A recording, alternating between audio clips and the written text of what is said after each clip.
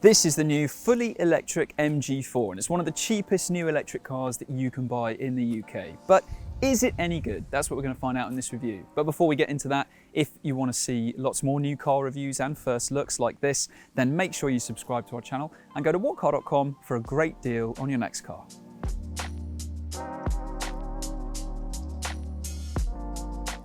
MG has been busy reinventing itself as something of a budget-focused electric car specialist. It's still been releasing fuel-powered cars, but the MG products that have really caught the eye recently have been the MG ZS EV and the MG5.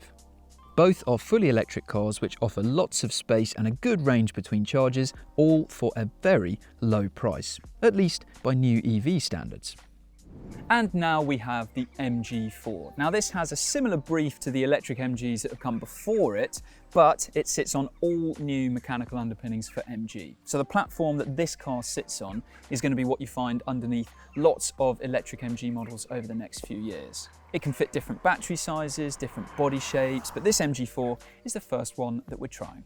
Now, size-wise, the MG4 is similar but a little bit smaller than the VW ID3 and the Cupra Born. But if you're looking at this electric car, then you are probably also considering some other smaller electric cars like the Renault Zoe, the Peugeot E208 and the Corsa E. And that's because the MG4 is incredibly cheap by new electric car standards. So just like other electric MG products that we've tried, this is clearly very competitively priced and puts value first and foremost. So the lineup starts at £25,995, which undercuts every other new electric car rival that you can name here in the UK. If you want to go for a bigger battery version of this car, then it's £2,500 on top of that, and then it's another £3,000 to go for the range topping version of the MG4. But even then, at about £31,500, that is where most other electric car rival prices start. There are two batteries you can choose from in the MG4. The standard range model gets a 51 kilowatt hour battery and that has a 218 mile official WLTP claimed range, but you can go for a 64 kilowatt hour version of this car and that has a 281 mile claimed WLTP range. So that's a big chunk of extra range that you get for around about £2,500. So it seems very likely that that will be the pick of this lineup. There's also two trim levels. There's SE, which you can have with either battery, and then there's Trophy, which you can only have with the bigger battery. Now, what's it like inside? Well, at a glance, you'd have to say that it has a reasonable amount of showroom appeal. So it's got this minimalist layout, which is quite similar to the ID3, and it looks reasonably good. But the problem comes when you actually get in and you start realizing that, yes, you have got some soft touch materials up here on the dashboard and on bits of the doors as well. But there's also quite a lot of hard, cheaper feeling nasty plastics around as well. Like up here on the doors, this whole section on the center console as well just doesn't look that nice, doesn't feel that nice either. Another sign of potential cost cutting is here with these 17-inch alloys that you get as standard. Now, you might like how they look, but they're actually just a plastic covering, which is a bit naff. The build quality isn't bad though, so it all feels really sturdy, decently put together, but the actual quality of materials is pretty patchy at best. You can though say the same of the ID3, and don't forget there's a massive difference in price between those two cars. In a similar way to the ID3, you've got a digital driver display up here, although in the ID3 it's actually connected to the steering column. It isn't in the MG4, but no matter where you want to have the wheel or set your seat up, it does seem like you've always got a good chance of seeing pretty much everything on that screen, which is good. Not a lot of manufacturers get that right. The 10.25-inch touchscreen infotainment system that comes as standard is similar to what we've seen before in their other products. So that means there are a lot of menus, a lot of sub-menus. The screen is reasonably quick to respond, but the text is quite small. It's a bit difficult to see things on it. And you do have some physical shortcut buttons down here, but they feel a bit cheap and plasticky, and there's no quick, easy way to get to the climate controls, which is really annoying. So that means anytime you want to adjust the temperature, you've got to do it through the infotainment system here. That is very annoying. Below the infotainment system, you've got this tray here, which has your wireless phone charging if you're on a top spec model, but you also have these two weird holes that look quite odd when your phone isn't in use, but actually are pretty handy to just keep the cables neat while you're driving along and charging your phone up or running Apple CarPlay and Android Auto. And there's also no start or stop button in the MG4 as well. So all you do is get in the car with the key, put your foot on the brake, select to drive mode, and away you go, just like the ID3. Storage seems pretty good in the MG4, to be honest. So you've got an armrest here with a cubby underneath it. You've got this handy tray down here for your valuables with a cover over it. There's 2 cup holders. Glove box is a reasonable size, as are the door bins. So all in all, this interior is not going to win any beauty contests. It's not going to win any quality contests, but for the money, it's pretty good. You've got a little bit less legroom than you do in an ID3, a little bit less headroom as well, but compared to things like an E208 or a Corsa E, it is reasonably practical back here. So if you're an adult, just under 6 foot, then you can sit up straight with a reasonable amount of headroom left over. You've got a good amount of legroom as well, and even with the seat in front of you in its lowest position, you've still got some room to put your feet underneath as well. So it doesn't feel cramped, doesn't feel claustrophobic.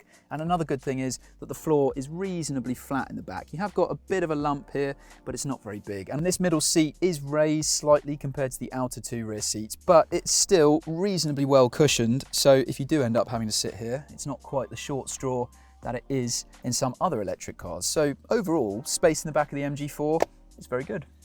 The boot offers 363 litres of storage, which compared to the smaller electric cars that this is up against, like the Zoe, the E208, the Corsa E, is a bit more than what they offer.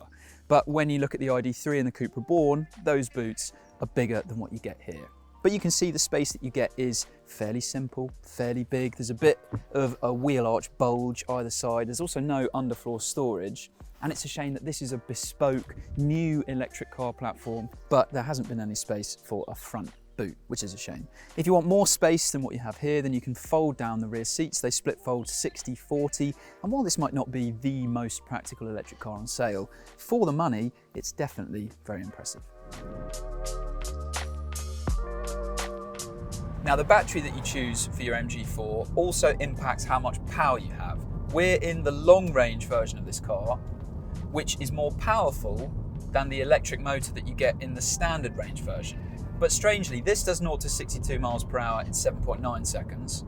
The standard range version, less power, does 7.7 seconds, so it's actually quicker. And the reason for that is this has got the bigger battery pack, which gives it a longer range, but also makes it heavier. But anyway, there's not a big difference in the performance figures.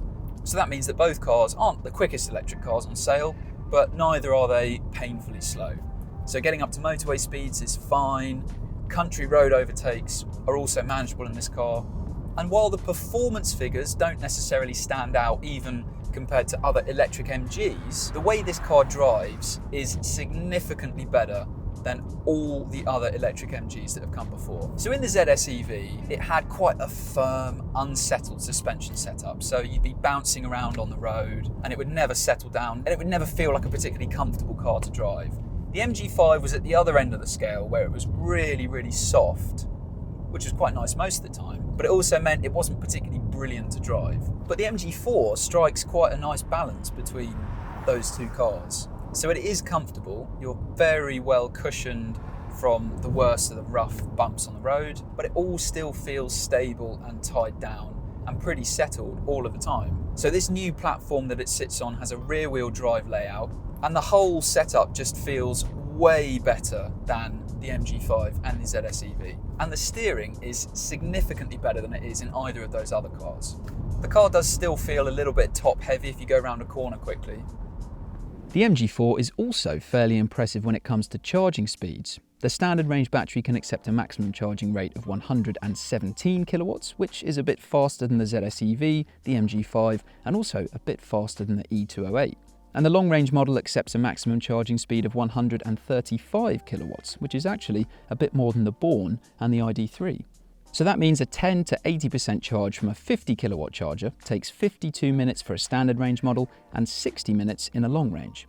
If you manage to find a 150 kilowatt charger, then the times drop to 39 minutes and 35 minutes. Other good things about the MG4 on the road, the brakes are very good. A lot of electric cars get this wrong. The brake pedal can feel grabby or really inconsistent and numb, But in the MG4, it's very positive. It's very easy to know exactly how much pressure you need to put on to stop the car smoothly. You've also got regenerative braking in this car, and you can choose one of 4 settings for it. But annoyingly, even in the strongest setting, when you lift off the accelerator, it doesn't slow the car down to a complete stop. So you don't have that one pedal driving function that a lot of other electric cars offer. The annoying thing is though, if you want to change the regenerative braking settings, then you've got to go into the infotainment system, click on these small icons, try and read this really small text as well. Even if you want to change the drive modes, you've got to dive into this infotainment system, which is very frustrating, particularly because in the MG5, that had some really helpful toggle switches to go through those things, but you don't have that in the 4. Now, if you like the MG4 but don't think any of the versions available now are for you, then next year we're going to have an extended version of this car, which has more than 330 miles for its claimed range. And if you like the sound of this car but want really a bit more power, then also next year there's going to be a performance-focused version of the MG4, which sounds ridiculous, but apparently will be able to do 0 to 62 miles per hour in less than 4 seconds, which is like an Audi RS3. So, of course, even if you go for the entry-level model, £25,995 is still a lot of money to a lot of people. But in the context of new electric cars, it's only really a Citroën Ami which is much cheaper. You'll probably want to go for the long-range MG4 though. The extra chunk of range that you get will be well worth the premium for most buyers. And it still undercuts pretty much every rival. And what do you get for your money? Well, along with a decent range and relatively quick charging times, you get an electric car which is comfortable, decent to drive, and spacious inside. There are even more practical EVs with nicer interiors that are even better on the road, but all of them are more expensive.